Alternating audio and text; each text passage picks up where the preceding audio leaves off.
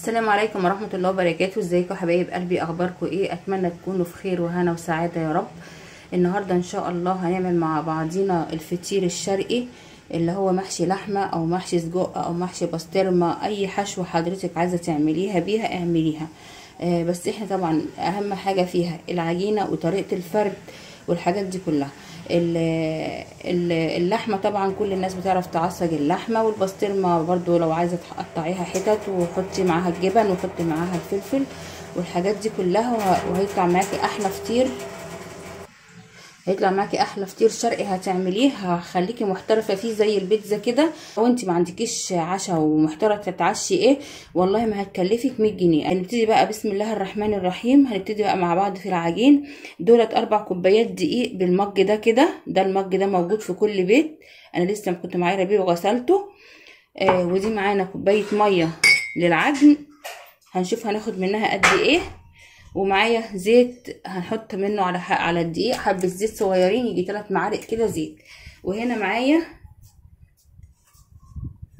نص معلقه ملح اهو. هي دي كل المكونات بتاعت العجينه، هنعملها بيها بمنتهى السهوله، وهتبقى معاكي احلى فطير شرقي هتعمليه. بسم الله الرحمن الرحيم، والصلاة والسلام على سيدنا محمد. اللهم صل وسلم وبارك عليك يا رسول الله. اهو وكده نقلب الملح بس كده في الدقيق عشان ما تبقاش نعجن وتبقى العجينه مالحه معانا حته وحته تبقى دلعه، فاحنا لازم نقلب الدقيق كده. ونبتدي بسم الله الرحمن الرحيم. دي كوبايه ميه من الحنفيه عاديه جدا، لا سخنه ولا حاجه، بس انت بقى لو هتعمليها في الشتاء والجو يبقى برد معاكي دفي الميه بسيط خالص اهو. بص انا هحط الميه شويه بشويه وهبتدي اعجن بالمنظر ده كده اهو. حاولي كل دقيق بقى بياخد على حسب العرق اللي فيه بياخد ميه، في دقيق بياخد كميه ميه كتير وفي دقيق ما بياخدش ميه كتير. كده احنا هناخد الحبه اللي فاضلين همت، وهنشوف لو احتاجنا تاني ميه هنزود. انا مش عايزاها يابسه ولا عايزاها طريه، يعني بين البنين لو وسط.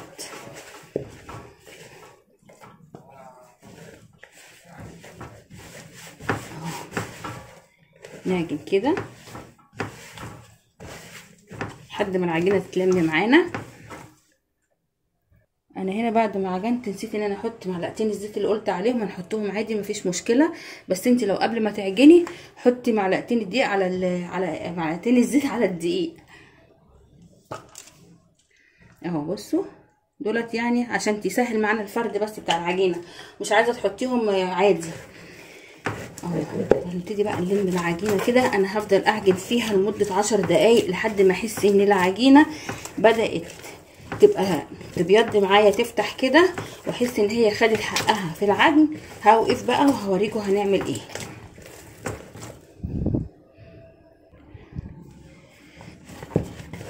بصوا حبايب قلبي العجينه لمت، بصوا الطبق بقى نضيف ازاي اهو.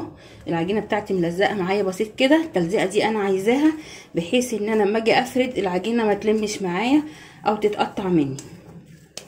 ابتدي بقى نلمها كده بالمنظر ده، وهحط برضو حبه زيت صغيرين في قلب الطبق كده اهو، وهسيبها تستريح لمده 10 دقايق ونرجع نقطعها مع بعض. ال4 كوبايات دي دولت يا جماعه هيعملوا معايا 3 فطيرات من الفطير الشرقي اهو. سيبها بقى تستريح كده وهنرجع مع بعض. هي كده خدت معايا كوبايه الميه كلها، ما زودتش حاجه خالص، هي كوبايه الميه بس. هي خدت كوبايه الميه بس. كل دقيق بقى على حسب ما بياخد ميه. العجين الدقيق بتاعي خد معايا كوبايه الميه الكبيره، مش كوبايه ميه صغيره يا جماعه، خدت معايا كوبايه ميه كبيره من بتاعه العصير دي. فانا دلوقتي هغطي على العجينه بتاعتي واسيبها تستريح، وهنيجي نقطعها مع بعض. هنشوف هنقطعها كام كره وهنعملها ازاي. دلوقتي حبايب قلبي العجينه استريحت معايا اهي اكتر من ربع ساعه اهو. هنبتدي بقى نقطعها ونشوف هنعملها كام كوره وهنطلعها كام فطيره. دلوقتي هبتدي اخد العجينه اهي، شايفين الجمال والطراوه بتاعتها تحفه العجينه. بصوا يا جماعه استريحت حلوه قوي قوي قوي. هنبتدي بقى نلفها كده على الكيس اللي انا كنت مغطياها بيه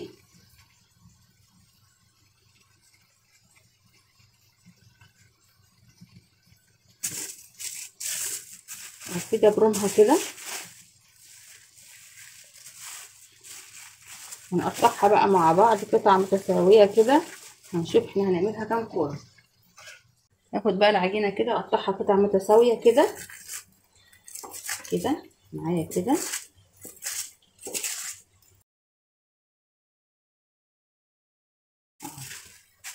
ناخد بقى القطعه كده. انا معايا الصينيه دي انا دهناها زيت، وهبتدي اكور الحتت بتاعتي او الفطيره بتاعتي كده. شايفين التلزيقه اللي فيها دي؟ اعمليها بقى كده كده كده كده اهو. ادي واحده.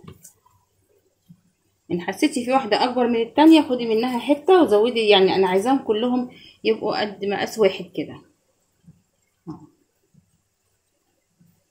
كور كده يا جماعه اهو. دي كبيره هاخد منها حته نحط عليها. ظبطي، حاولي انت تظبطي الفطاير بتاعتك عشان تطلع كلها حجم واحد. يا حبايب قلبي طلعوا معايا 9 كرات. كل 3 كور هنعملهم فطيره. العجينه ما شاء الله الله اكبر جميله جدا. انا برضو هسيبها تستريح نص ساعه تاني. انت قبل ما تعملي الفطير ده او البيتزا الشرقي دي اعمليها قبليها مثلا بساعه ولا ساعه ونص عشان تريحي العجينه كويس تتفرد معاكي كويس قوي.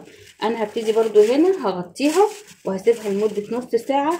ودلوقتي انا حضرت لها اللحمه المفرومه بتاعتها اهي. المفروم بقى اللي احنا كلنا بنعرف نعمله طبعا، كل ستات البيت بتعرف تعمله. حط عليه فلفل الوان جميل جدا. جربي بس الفطير بطريقتي مش هتبطلي تعمليه. وعلى طول لو انت ما عندكيش عشاء هتقومي تعملي فطيرتين في ثواني، وبياخدش وقت في الفرن خالص، يعني بياخد اقل من 10 دقايق في الفرن. نستنى بس اما العجين يستريح معانا ونبتدي نفرده مع بعضين.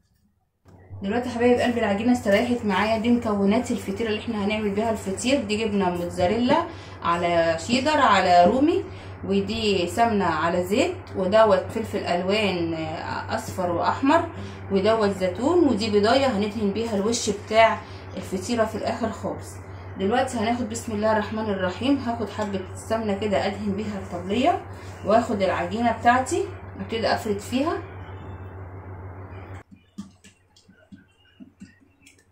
ممكن مش عايزه تلمي العجينه زي ما انا عملتها كده نعملها بطريقه تانية برضو اهو. تفرديها كده برضو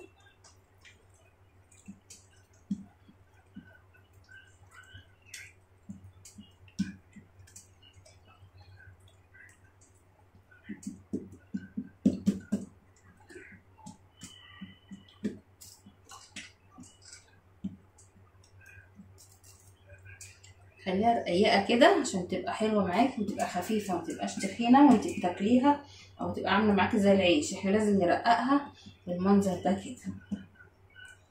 حتى لو اتقطعت قلنا لكم ما تقلقوش عادي. اهم حاجه بس الاطراف ايه نفردها كويس. هناخد كمان واحده. دلوقتي انا فردت رقين على بعض اهو يا حبايب قلبي اهو. الرق ده اكبر من ده مش مشكله اهو. بصوا انا حطيت الرقين كده على بعضيهم، وده الرق التالت انا هفرده بس مش هحطه دلوقتي. انا هبتدي احط اللحمه، هبتدي احط اللحمه اهو في نص الفطيره كده هنا كده اهو. انت بقى عايز تحشيها جبن يا حبيبتي احشيها، عايزه تحشيها بسطرمه احشيها، عايزه تحشيها اي حشوه جبن بس احشيها اللي يريحك انت. انا هبتدي احط اهوت فيها الجبن من جوه اهو بالمنظر ده كده. وهبتدي احط برضو حبه فلفل الوان، وابتدي احط الزيتون بتاعي اهو كده بالمنظر ده كده. وابتدي بقى افرد العجينه اللي احنا ركناها على جنب دي، هحطها هنا. نقفل دي كده، شايفين هنقفل كده رق كده على بعضيها اهو. شايفين الجمال؟ اهم حاجه ترققي العجينه بس معاكي كويس قوي. الحتت دي نجيبها كده ونركن بقى دي كده على جنب على ما نرق ديت، ونلف بيها برضو العجينه دي عشان ما تبقاش معايا خفيفه. احنا كده حطينا رقين والتالت اهو. الرق التالت اهو ده مش هنفرده قوي زي دول هنخليه تخين شويه.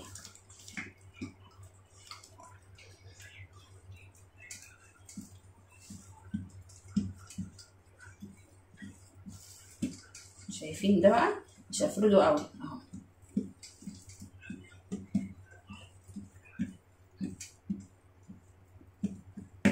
نروح حاطين دي جوه كده اهو، نبتدي نقفل عليها كده برضو اهو، عشان متبقاش الحشوه اللي فيه باينه من بره، تبقى خفيفه معايا. الصينيه اللي احنا هنعمل فيها انا هحط فيها حبه السمنه وهسيبها شويه تستريح، وهنبتدي برضو نكمل بقى اللي احنا هنعمله معاها. هنجيب اللي احنا كنا فردينها قبل كده اهي، دول برضو رقين، نفردها في الصينيه عادي برضو كده زي ما انت عايزه اهو. نفردها في الصينيه على قد الصينيه، وهنبتدي نحط فيها الحشوه بتاعتها.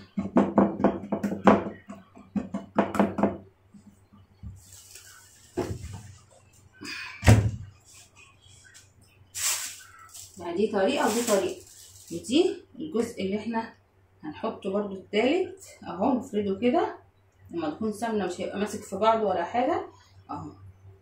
افردي بقى كده الطريقه اللي تعجبك فيهم اعملي بيها. انا كده هحط العجينه هنا اهي برضو وتتفرد معايا اهي. دي 3 رقان ودي 3 رقان اهو، المنظر ده كده. اديها كده ريحت معايا واتفردت اهي. هوريكم برضك منظرها، ما تقولوش ان هي بايظه ولا حاجه، لا بس هي الطريقه ديت اسهل. ابتدي برضه اجيب الحشوه بتاعتي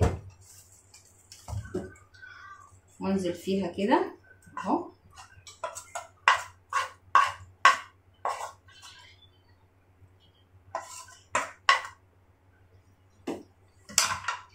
احط زيتون،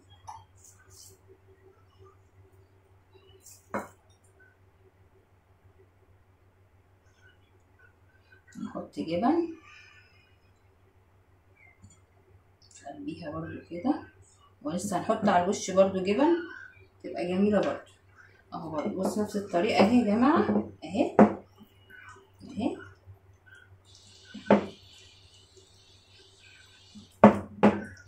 لسه هنفردها هتبقى خفيفه مش هتبقى تخينه ولا حاجه، برضو نفس الاسلوب هنلفنها كده نلفها كده. خلي بس ننزل العجينه التخينه دي تحت كده عشان كلها تبقى زي بعضيها اهي اهو.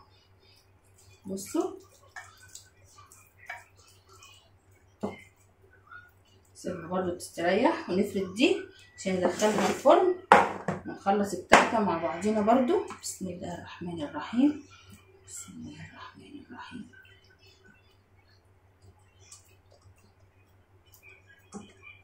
افردي ما يهمكيش، ما تخافيش الحشوه مش هتطلع منها ولا حاجه. احنا لسه هنحط عليها جبن ونحط عليها حاجات هتبقى ايه.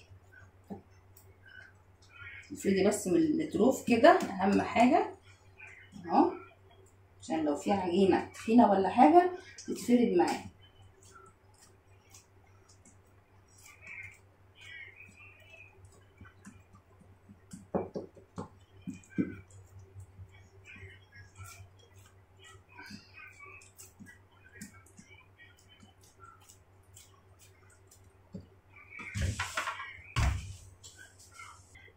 اهو انا كده فردتها، وهجيب البيض بقى. ده بيضايه انا ضربها بحبه فلفل اسمر وحطيت لها نقطتين خل، وهدهن بيها الوش بتاع الفطيره.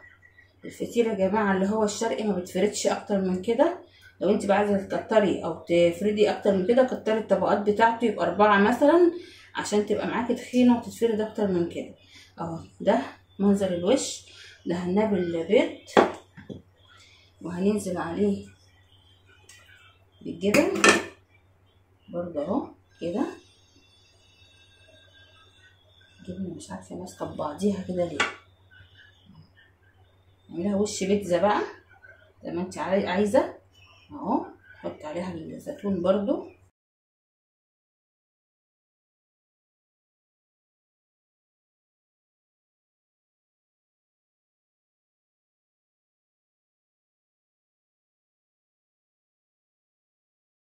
اهو ده منظرها. ايه رايكم؟ تعالوا بقى ندخلها الفرن ونشوف.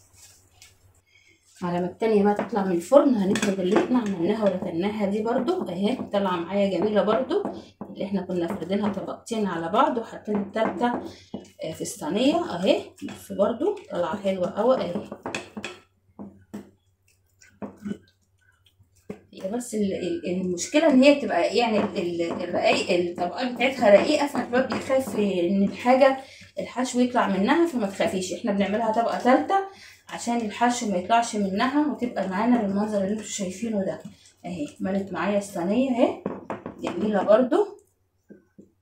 والثالثه بقى انا هفردها مع نفسي كده وهوريكم بس اللي احنا عملناهم مع بعض هنا عشان ما اطولش عليكم الفيديو. برضو هدهنها بنفس الطريقه. خدي بس حبه سمنه برضو كده ادهني الوش عشان ما يبقاش ناشف اهو.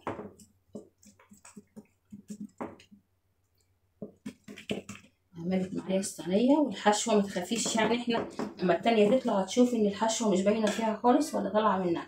برضو اهو هندهن برضو بيض وش الفطيره كده، ما تخافيش مش هيبقى زفر خالص، وعلى ضمانتي اعملي الفطير الشرقي بطريقتي مش هتندمي ابدا يا قمر. اهو برضو هننزل بالجبن كده اهو، حبه جبن كده.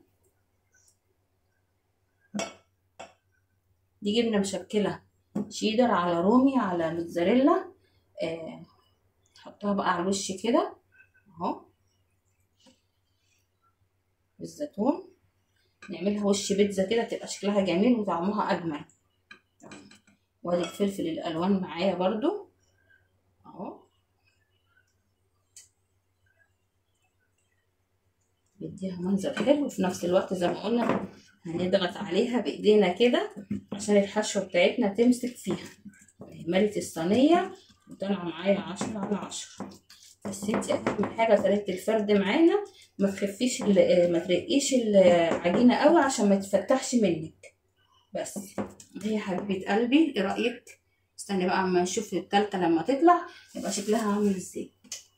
وده يا حبايب قلبي شكل الفطيره وهي طالعه من الفرن. شايفين الجمال والروعه؟ شايفين الحلاوه؟ شايفين؟ تحفه. دي الصينيه التانية اهي هدخلها وما تطلع برضو هوريها لكم. ايه رايكم في الجمال والروعه دي؟ حاجه خطيره جدا. تعالوا بقى نشوفها طريه ولا مش طريه. يلا يا حبايبي بسم الله الرحمن الرحيم. هنطلعها اهو من قلب الصينيه. شايفين الجمال بقى والروعه؟ شايفين الحلاوه؟ طريه وجميله وشكلها يفتح النفس. طبعا وهي سخنه كده لازم نقطعها. هنقطعها بايه؟ بالمخرطه. عايزه تقطعيها بالسكينه قطعيها، انا هجرب اقطعها بالمخرطه اهو زي ما بنجيبها من بره كده. بسم الله الرحمن الرحيم اهو، قطع صغيره كده زي بنجيبها من محلات من بره اهو.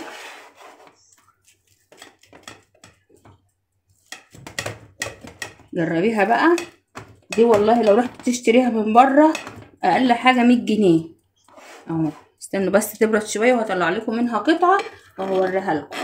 حته لهبه اللي عايز تستهلك بقى بالسكينه كده هنعملها، بس هما بيقطعوها بره بالحاجه زي المخرطه كده. طبعا احنا لسه ما جبناش الادوات الحديثه دي. ادعوا لنا بس ربنا يكرمنا كده جميعا يا رب ويخليكم ليا. واللي اول مره تشوف قناتي تخش تعملي اشتراك وتعملي تفعيل لزر الجرس، وهي اعز حاجه عندك لو شفت الفيديو تعملي لي لايك. انا حلفتك باغلى حاجه عندك بقى اهو. بس الفطير سخنه والله انا ما قادره امسكها. اما تبرد هوريكم برضو الطبقات بتاعتها من جوه. تعالوا بقى نشوف كده القطعه اهو. بسم الله الرحمن الرحيم اهو. شايفين يا حبايب قلبي؟ شايفين جمالها من جوه؟ شايفين الرقات اهو؟ بصوا الرقات اهي من جوه اهو زي الفطير المشلتت واحلى كمان. جربي بقى الطريقه دي وما نطلع التانية برضو هنعملها مع بعض ونوريها لكم. كده حبايب قلبي الفطير بتاعه اهو، فطير الشرقي شكله يفتح النفس اهو. جربي بقى الطريقه ديت ومش هتندمي ابدا يا حبيبه قلبي. واول مره تشوفي قناتي اسمها اكلات مصريه مع عزه نصر، خشي اعملي اشتراك فضلا وليس امرا، واعملي لي لايكات كتير، وحياة اغلى حاجه عندك انا بحلفك اهو لو شفتي الفيديو تعملي لايك وتعملي تعليق حلو زي كده يا قمر. والسلام عليكم ورحمه الله وبركاته.